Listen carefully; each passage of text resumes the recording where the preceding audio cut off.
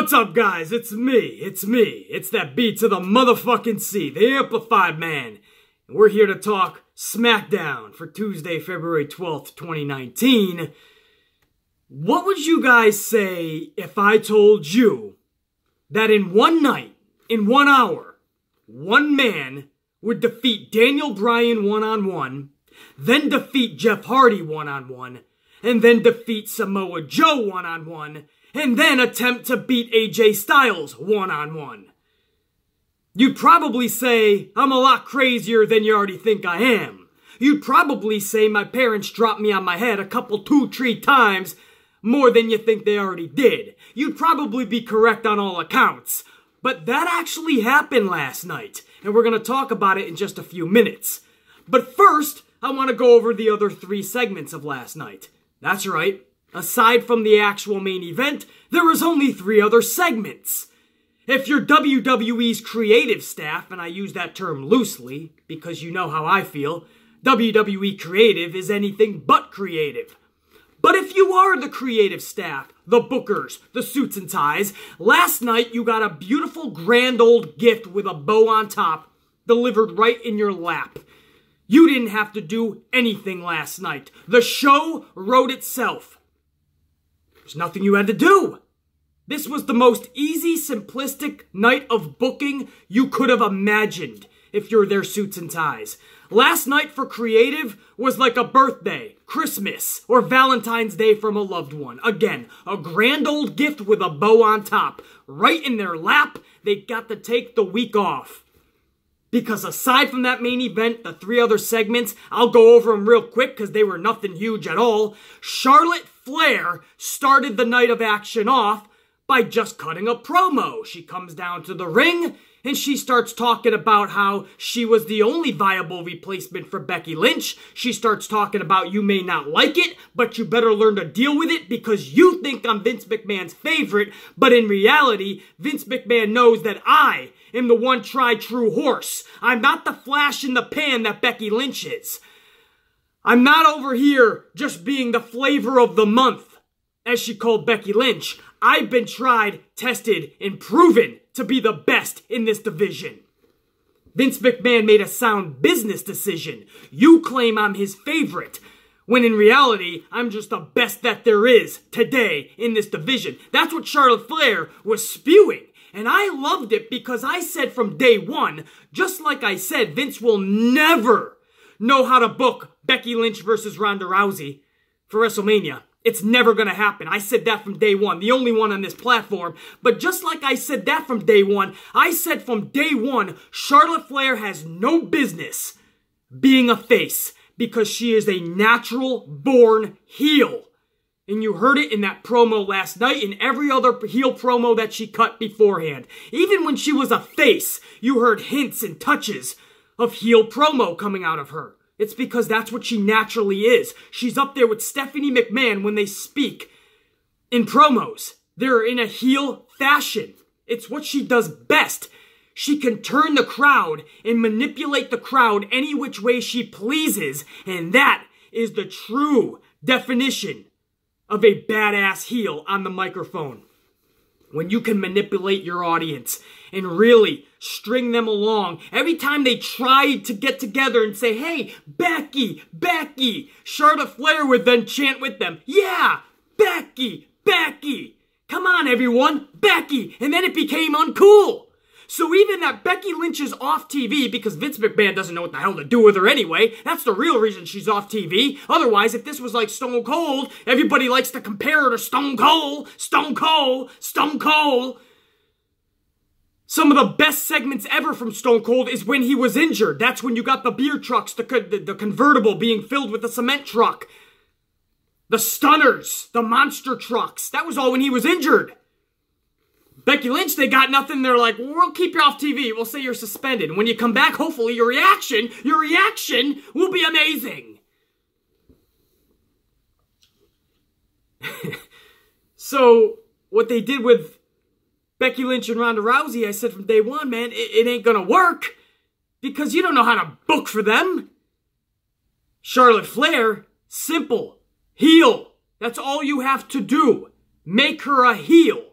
However, still, today, just like it was a month ago and months ago when Becky Lynch was starting to ride that wave of momentum, Charlotte Flair derails any momentum that Becky Lynch has. By calling her Bex, it just sounds horrible for Becky Lynch. You're not the man, you're just Bex. By talking down to Becky Lynch, shut up, Bex, when I'm speaking, and Becky Lynch just puts her head down. Every time Becky Lynch and Charlotte Flair are in the ring together, Charlotte Flair looks like the big sister, the big badass man brawler, and Becky Lynch just looks like the little abused stepsister, right? The one that gets pushed to the side every day, every time they're at recess. Get out of here, Bex, we're playing. You're not cool enough, Bex. So Becky Lynch again, she's not even there last night, and Charlotte Flair is making her uncool. Come on, everyone, Becky, and Becky Lynch. It no longer became cool. Everyone shut up real quick. She can manipulate. I love that shit. She can play them to how she needs them to be. When to raise their voices, when to boo, when to shut the hell up. That was Charlotte Flair last night, man. When she did that Becky chant and everyone shut the fuck up, I was like, wow. Even though Becky Lynch is off TV, Charlotte Flair is going to continue to ruin Becky Lynch in any momentum that she could have possibly had when she does come back from suspension, from injury. I told you guys, man, this is the best Charlotte Flair. Unfortunately, this comes at the expense of Becky Lynch. Charlotte Flair, this is going to be the best Charlotte Flair that you're going to get because this is who she is naturally. She has that it factor with the heel persona. Unfortunately, while Charlotte Flair's stock rises, Becky Lynch's will only dwindle.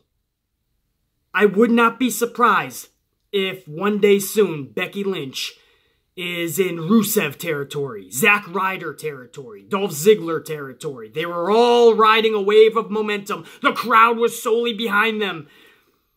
And Vince made sure that they were just flash in the pans. That those months of hot reaction, white hot, in a wave of momentum, that it was derailed. And that train went off the tracks. I don't know if Vince is making sure that is being done right now, or if Vince is truly trying to make Becky Lynch this big player in the company for a long time to come. But if that's the case, he's going about it all the wrong ways, and he's just ruining her. But Charlotte Flair had all the spotlight last night.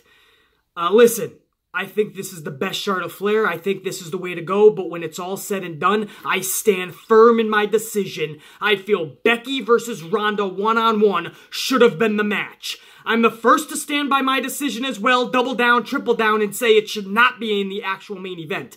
Because there's no way they're captivating us another 5, 6, 7 weeks at least to get to Mania when it's already ruined this feud between Becky and Ronda. In fact, it looks like Becky and Ronda are now going to be a little team. They're going to try to protest Charlotte Flair being in the match. So Charlotte will be the sole heel, and Ronda's still going to be playing the good gal, shaking hands, kissing babies, and giving hoorah speeches. Becky Lynch will still play the sympathetic, underdog, everybody's against me character, and they're going to be against Charlotte. Wow. That's going to be epic. Please. Don't need to see that. But I'm willing to see it in the middle of WrestleMania. You can even call it one of the main events, but I don't need to see that in the last match just because they're females. That's not the hottest feud in the business. Get over yourself if you think Ronda and Becky right now, on Wednesday morning, the 13th of February, you're telling me that's the hottest thing in pro wrestling. Bullshit. I would say Kenny Omega and Chris Jericho right now is probably the hottest thing in pro wrestling, and that's over in AEW's Double or Nothing most likely.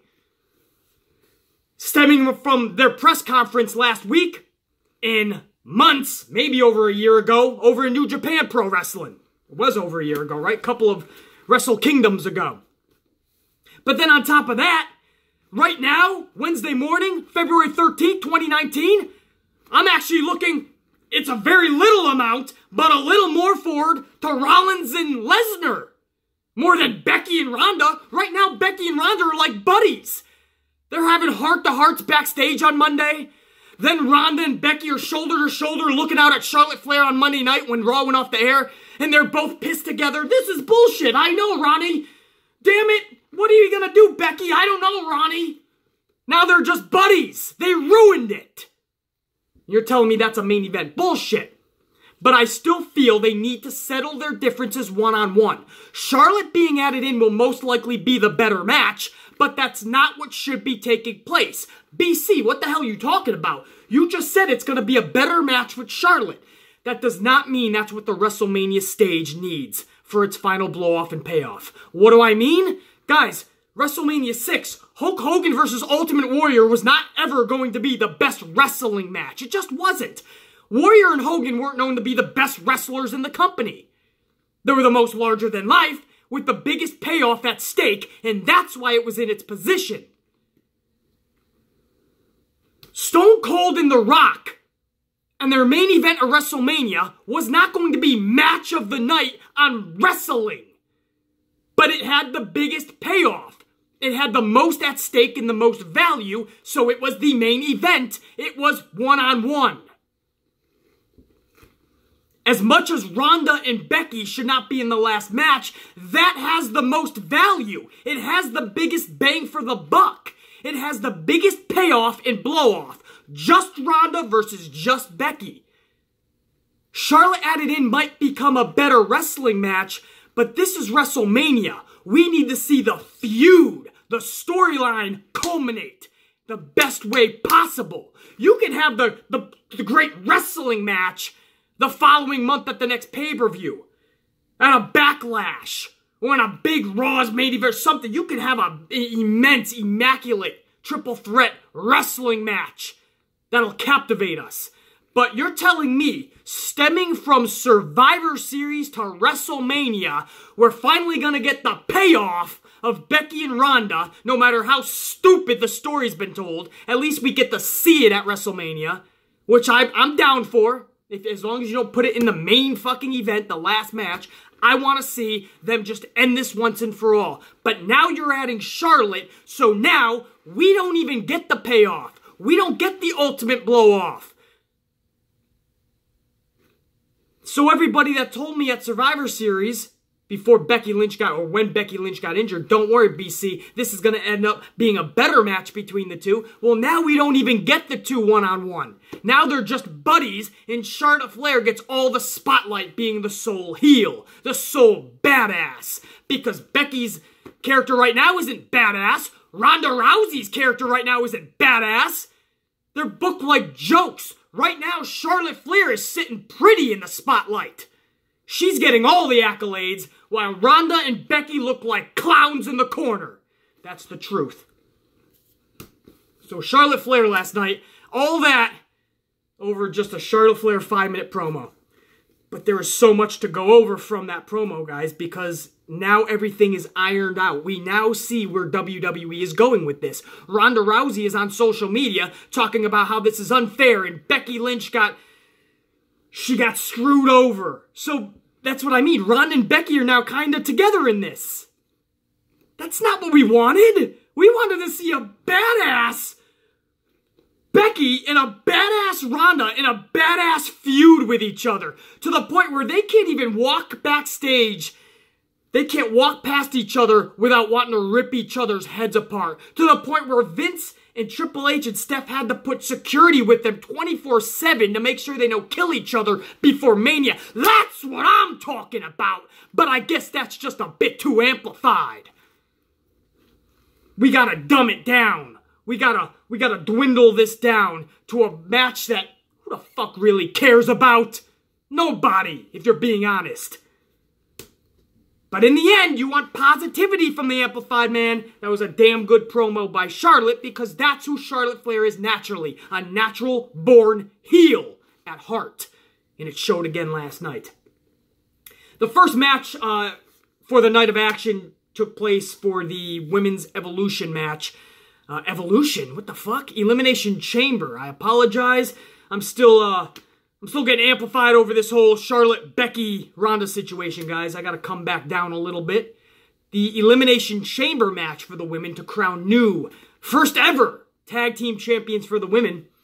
Monday Night Raw already did their triple threat match where the losers were going to have to start as the first team in the match. So SmackDown had to do their triple threat match. And the losers of this match now has to face Sasha and Bayley as the second of the two teams to start off the Elimination Chamber. So it's a severe disadvantage. You have to start the chamber, and even if you beat that first team, however many minutes, the other four teams are basically coming in fresher than you. So it's a severe disadvantage. We already know Sasha and Bayley are the first team, so who's going to be the second team to join them? It was either going to be the Iconics, Mandy Rose and Sonya Deville, or Naomi and Carmella, because that was the triple threat match last night. It was a decent match. It could have been a much bigger train wreck, but it wasn't. Everybody kind of held their own. Everybody, for the most part, knew what the fuck they were doing. When it was all said and done, the only person that stood out to me, like she does every week, is Naomi. Naomi killed it last night again. When she is on, which is 99.99.99% of the time, nobody can take Naomi's spot performance-wise. She's that damn good, and she was again last night. Last night it actually paid off. Naomi and Carmella pick up the win, thanks again to Naomi. I believe it was Naomi pinned Mandy Rose, actually. So they have some history together, and I'm sure that'll continue to Elimination Chamber. So that means Mandy Rose and Sonya Deville will be taking on Sasha and Bayley Sunday as the first two teams in the Elimination Chamber. So, a severe disadvantage, just like it is for Sasha and Bayley, for Mandy Rose and Sonya Deville. So, a big victory for Naomi and Carmella. And I say big because at least there was something on the line here, guys. We're going to know who and what team is going to take on Sasha and Bayley first in that match. And who gets to kind of relax a little bit, gather themselves, and be fresher when they do come in, and that's Naomi and Carmella. So, a little bit on the line, right? A little something. It wasn't just a nonsensical triple threat match, at least. Then we hear about Mustafa Ali, which we've known for a while now when it broke last week. Mustafa Ali will not be a part of Elimination Chamber. This is huge because if you watch the Amplified Man's channel religiously, you guys know I've hit Mustafa Ali pretty hard. I've been pretty harsh on this kid. I've been hard on this kid, and for good reason. He didn't prove anything to the Amplified Man yet. You're not just going to waltz onto the main roster and I'm going to give you all my respect just because what you did somewhere else. No, you're going to earn that shit. And the good thing is, when you do earn the Amplified Man's respect, that is most likely going to be for life, unless you do something drastically stupid or you just really fall off the radar, fall off the planets, fall off the orbit system. You're going to gain my respect probably for life. So that's the good news. Once you gain it, it's yours to keep. But you have to earn that shit. You have to gain it. And I told you guys, as hard as I've been on Mustafa, he's starting to show me something. In Elimination Chamber, I'm going to make my final verdict on Mustafa Ali. I told you guys that. I said, Elimination Chamber, he's going to prove one way or the other that he belongs. And then all of a sudden, news broke a day later that he was not going to be able to compete because of injuries. That is horrible for Mustafa Ali. For every reason. For his momentum, for his spot on the roster. I mean, yeah, he's going to come back and they're going to try to give him another push. But guys, when you already have this persona slash character slash style that is flips and dives, you're smaller than the rest, you're already perceived as a 205er. When you already have that perception and you're already getting injured in just your first couple months on the main roster, that stigma sticks with you. You now are subconsciously, to a lot of people that you did not earn their respect yet, you are now subconsciously thought of as, oh, just another guy who's going to get injured, another small dude trying to live up to high expectations. He tried his best, but he doesn't quite make it, does he? That's the stigma. That's subconsciously what a lot of people might think. It's the truth. And here's my thing to you guys. When he comes back, do you think that this road is going to get any easier? Not the road to WrestleMania. I'm talking about the road of WWE in general. Wrestling and being on the road over 300 days out of the year. It doesn't get easier.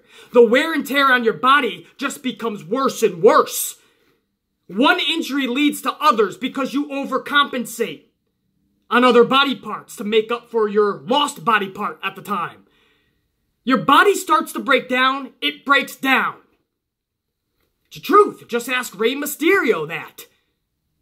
A plethora of superstars I can go over, but Rey Mysterio, I'm just putting in that size category in a similar style.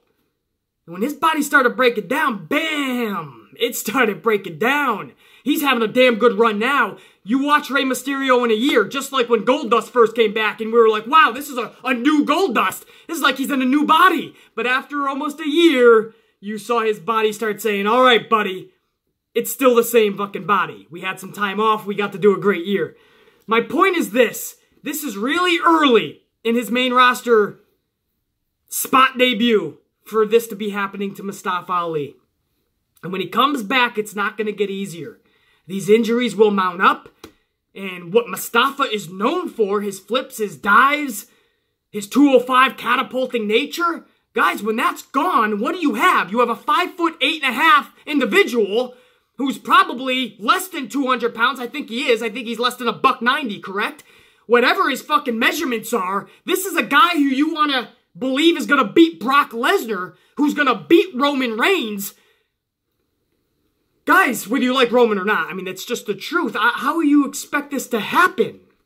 And then on top of that, you know he's got all these injuries. This is just one. Already.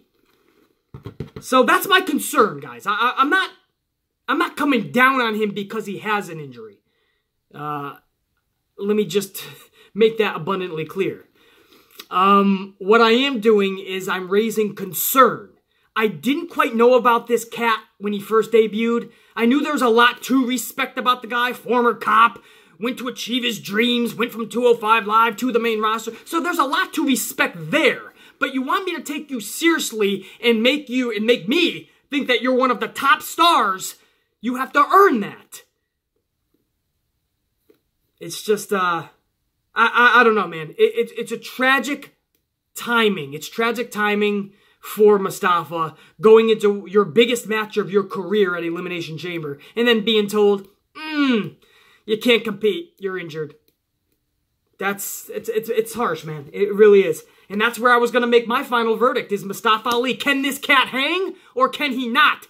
Unfortunately, guys, right now, he can't hang. He's already injured. He can't even compete at Elimination Chamber. So, as much as I don't want to be right about this, I was right all along. As of now, he can't hang. Maybe he can come back and try again. But, for now, a lot of people came down on me. BC, he's good, give him a chance, this, that. Guys, I was going to. I was starting to already give him a chance. I just said, can he really hang? With his size and that style? And does he even have the star power? That type of charisma that's going to catapult off the page and really captivate us? I don't know. Right now, he doesn't even have a chance to even show it because he's already on the shelf. If that's not a reason to raise concern, then I don't know what is. The Usos come out and they're on McMiz TV. That's right. It's like Miz TV, but with a Shane McMahon. So now it's McMiz TV. And the Usos are guests on McMiz TV. And I love this from the beginning. I am so high on the Usos now more than ever. I just think they are at the height, the pinnacle of where they're going right now in their careers. When it's all said and done, they're going to look at this time frame and say, that was the best of us. Because this is the best Usos. And we've seen years of unbelievable Uso matches. But these characters, man, they're just gelling off of one another. Word for word, they know what the other is going to say. I mean, you want to say it's just well rehearsed, but it doesn't come across that way at all. It just sounds like they know exactly where the other is going. Maybe that is that twin intuition, but they just know each other so well. They're gelling so good that their promos are as flawless as their wrestling. They're the best tag team in the world right now. There's no question about it. Sorry, not sorry, Young Bucks. Everybody talks about, we need to see the revival in the Young Bucks. Not me. I'd like to see the Usos in the Young Bucks. Usos are just gelling, man. They're amazing. And you saw this friction with only a 2-week build to Elimination Chamber for this match. It's one of the matches I'm looking forward to the most. Last night, you saw this friction between Miz, Shane, and the Usos. The Usos had this chip on their shoulder from the beginning of that promo, and it ended with a double super kick to Shane and Miz, knocking them on their arses, as Becky Lynch would say. And I thought that was awesome. We needed a little touch of physicality. I felt if the Usos just walked away, then the segment fell flat, no matter how great the promo was. And they gave it. They went to walk away, double super kick to Shane and Miz, knocked them on their asses, and then the Usos walk off with that chip on their shoulder. That whole fucking segment, I loved. There was this aggression, this chip on their shoulder, this tension that we don't always see. And it was really good because you kind of have 4 individuals that think they're better than the other. And come Sunday, we're going to have to find out exactly which 2 are better than the other 2. I loved it. Should we do it? Let's go over the main event, guys. This was an hour long. This was a gauntlet match. This was to determine... what the fuck was it to determine? What was this determining, guys? Who's last in the Elimination Chamber, I believe. I hate when they do this, by the way. I hate when they tell you in advance. It was like the Royal Rumble. Don't tell me who the last... It's suspense, right? It's supposed to be suspenseful. We're supposed to wonder. Even if we already did the math in our head and we know who it is, at least that sense of wonderment of maybe it could be someone else.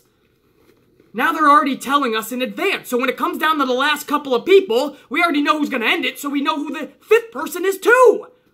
So how is that fun? We know who the first 2 are going to be from the top, and we know who the last 2 are going to be. So all the suspense is in the middle too. Wow, that's epic. Anyway, Kofi Kingston, man. He starts this thing off because he's got to fill the spot of Mustafa Ali. So they wanted to go another bit of a high flyer in that match. So they went with Kofi. He's the best option. Kofi Kingston ended up taking Daniel Bryan on in the first of this gauntlet match. And after about 25 minutes, this was a long first match, Kofi Kingston pins Daniel Bryan. Huge, masterful upset. If this was a face Daniel Bryan, I'm not on board with this. Somebody like Daniel Bryan should not be losing like that.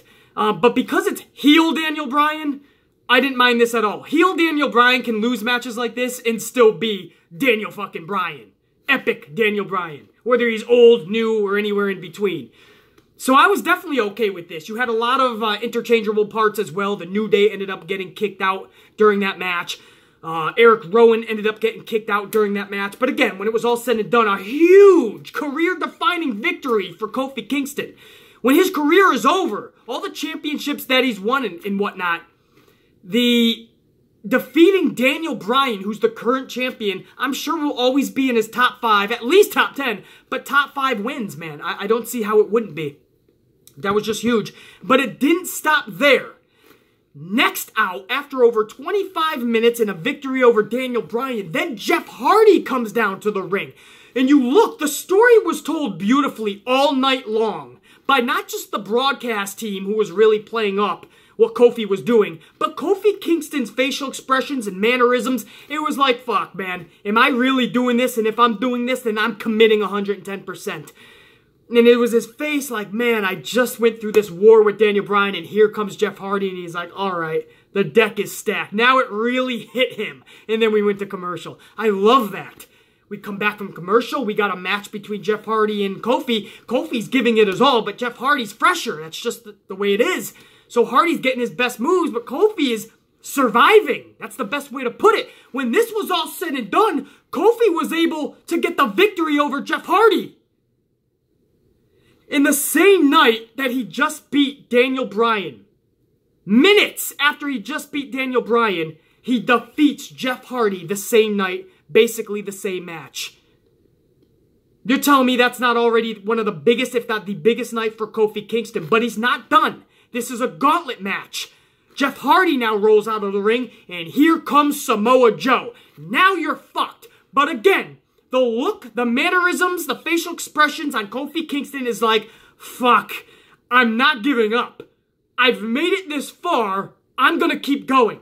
Now, by this point, the broadcast team is like, does he know what he's doing? He's got to survive in the Elimination Chamber. He's basically putting all of his eggs in one basket, which is tonight. He's not thinking about Elimination Chamber, is he? And then Byron Saxton would be like, no, Corey, you're not understanding. This is what he's been waiting for to prove himself. And that he's not going to give up. And this is the fighter that he is. And if all goes well, he'll be the last one going in the Elimination Chamber. So he'll have that time to regroup. He will be fresher. And then again, you had Kofi Kingston playing the story in his face. Like, fuck, I just beat Daniel Bryan. I just beat Jeff Hardy. And here comes a Samoan submission machine in Samoa Joe. Commercial break, we come back. Samoa Joe is laying into Kofi. But at this point, Kofi is literally in survival mode. He is kicking out of pure instinct. Not that he knows enough to kick out. It's just instinct. That's 11 years of doing this in this business. He's kicking out. That's the story being told at the broadcast table. And that's the facial expression that Kofi is giving. Every time he kicks out, he looks like he doesn't even have a clue where he is. Everything was perfect last night.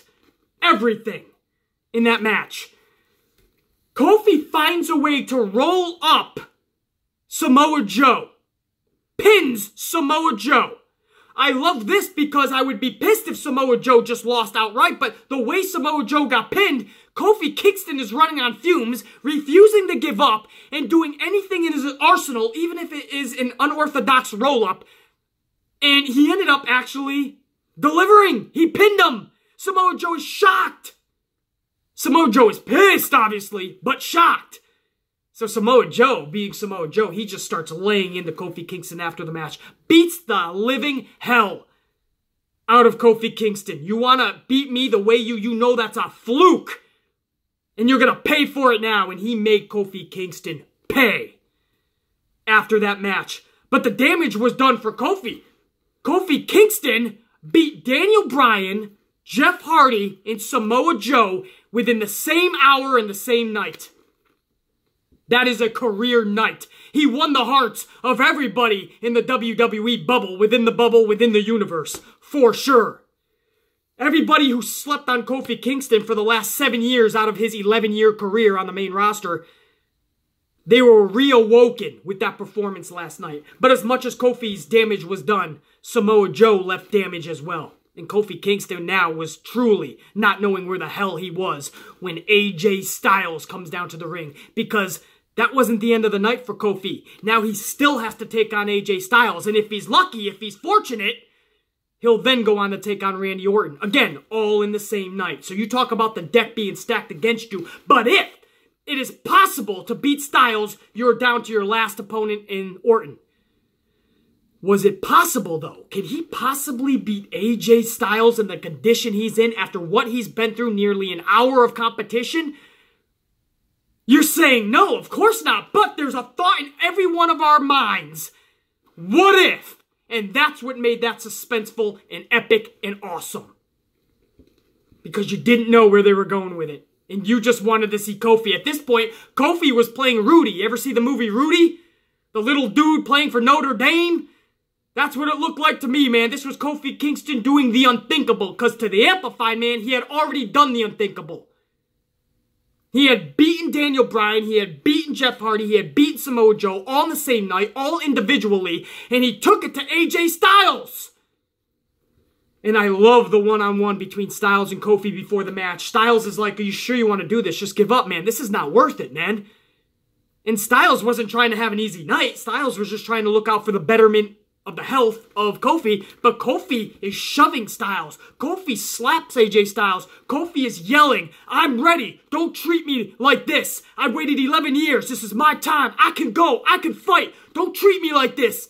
So he didn't want to be treated like a charity case. I loved it. The story, again, was told beautifully throughout the gauntlet match. And that's when gauntlet matches are epic. When you can tell an actual story throughout the hour-long match, that's when a gauntlet match can captivate. So the story was continued. Kofi, a few times in this match, actually pulled it off. The unthinkable. But it was all said and done, it was just too much. I think he went for Trouble in Paradise. Then he went for, either way, it was rolled up into a calf crusher. Kofi had to submit, man. Maybe for the first time in that match, he actually did think about the Elimination Chamber. And he has to at least make it. But he tapped out.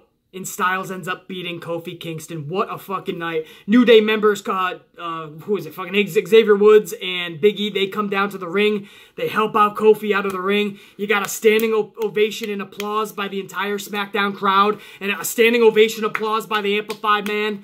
And I know so many of you. That was just an awesome performance by a guy who we know can do that. But he's been stuck in the New Day for years. And trust me, he's making a shitload of money. They've been relevant for years. It's been fun. I feel they've gotten stale. I feel Big E needs a singles run now. But, you know, you start to really think about Kofi as just a New Day member. When you got to remember, he's actually one of the better wrestlers on the roster, and he has been for years. And last night, it was shown to everybody, and it was all not done for nothing. That was very telling. Why he beat so many people, why he lasted so long.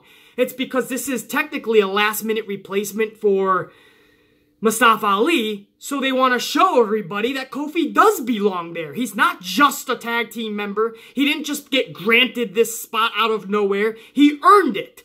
So that's why this was done, guys. Some people might be thinking, okay, well, what the hell was it all for? He beat all these people and he didn't win it all.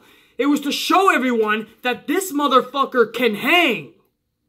This guy can go. This guy one-on-one can beat anybody at any given time. That's why that was done, guys. Hopefully that clears that up from the mastermind himself. That's what I'm here for, guys. Clearing up any confusion. A lot of people are wondering, why was this all done? That was all for nothing. No, it was done for something. Now when you see Kofi in the Elimination Chamber, that will be in the back of your mind. Whether you're not thinking it outright, it's at least going to be subconsciously in the back of your head. It's the truth. And I loved it. And not to mention, it broke away from the blandness of this company. From the blandness that even SmackDown can find itself in. That was a fun last hour where we didn't know where they were going with Kofi. Is he going to win this whole thing? But then realistically, is that possible when you have guys like AJ Styles and Orton coming in? No. So realistically, you got to bring that into the story. No, he couldn't beat Styles after all of that. So it was told beautifully. Realistically, we can believe that that's exactly how that would end, a tap out. So then Styles is waiting for Orton. Orton comes out of nowhere. RKO delivered out of nowhere. We knew it was coming because the camera zoomed up to AJ Styles' face. So we knew it was coming. The thing with RKO from out of nowhere is that even when you know it's coming, it's still badass. And it was again last night, man. I got to see some photos of, like, different angles, man. He hits it so beautifully, and you gotta give it to Styles for selling that. When you know it's coming, but you don't exactly know exactly when, if that makes sense, you gotta, like, be ready to sell that motherfucker. You're not even staring at him. You don't know if he got caught up in the crowd. You don't know if You don't know. You don't know if somebody threw a beer at him, and now Orton's beating someone up in the crowd, so now it's delayed 20 seconds, and you were waiting for it. But no, the second Orton captures that neck, Styles goes into sell mode, sells the shit out of that. And, man, that was just, I just love the RKO out of nowhere. You guys know that. I can't oversell it, because I've already done that so many times. To you guys, it's just an RKO out of nowhere. I just fucking love that, man. I really do. That move, just, when it hits you out of nowhere, dude. I love that. This was timing issues. Because the second that he did that, he pins AJ Styles, which, by the way, doesn't the referee usually make sure that the guy can go, and then the other guy that's in the ring, and then he either rings the bell or he says, okay, or something, right? It never just starts like that. So that right there didn't actually gel. And then right after he hits the RKO, he just pins AJ Styles, 1, 2, 3. We fade to black and SmackDown went off the air. So that was timing issues. You should have gave it 10 more seconds. Tell the story a little bit, pump up Elimination Chamber a little bit, and then go to black. This was just RKO, pin, goodbye everybody.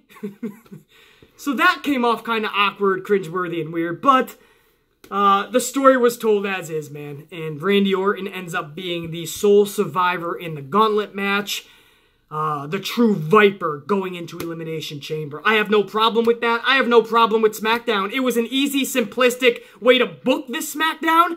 I wish there was ways you could have gotten a little more creative in the first hour and with segments, but hey man, that Uso segment I was down with. We got to see the best heel Charlotte that we should have been seeing all along. She should have never been face. Without that, but whatever, it's what it is. They had to pump up the Elimination Chamber match for the women. That's the way they chose to do it. In the gauntlet match, I have zero problem with. So when it was all said and done, whether it was an easy, simplistic night of booking or not, sometimes simplistic booking is all you need if you tell the story the right way.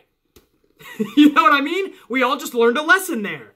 But I've been preaching that since day one. If you build the right characters the right way, and you build storylines and feuds we give a shit about, sometimes simplistic booking is all you need. I'll shut up about it. We're going to double fist some Starbucks now. We're going to whip that ass here in New York City. Hopefully, wherever you guys are, you do the same thing. I'm going to see you guys probably most likely for an impromptu video later in the week. We do have to do the Elimination Chamber preview video. I don't know if I want to do that as part of the podcast Sunday, or if I want that to be individually. But either way, look for an impromptu video this week. Of course, just stay notified, subscribe, stay notified, and when I put the video up, you guys will be the first to be notified. That's how it works. And then definitely, obviously, Sunday for the podcast. That'll be a big one because that's Elimination Chamber Sunday. So another podcast on a pay-per-view day. I love doing that. Last time we did that for the Royal Rumble, we did a 3-hour plus podcast. And you guys really enjoyed it. So I'm not saying I'm going to do 3 hours, but it'll be pretty big. Amplified Man, you gotta holler at your boy. Peace, cause he's out there. Amplified Man saying, check you.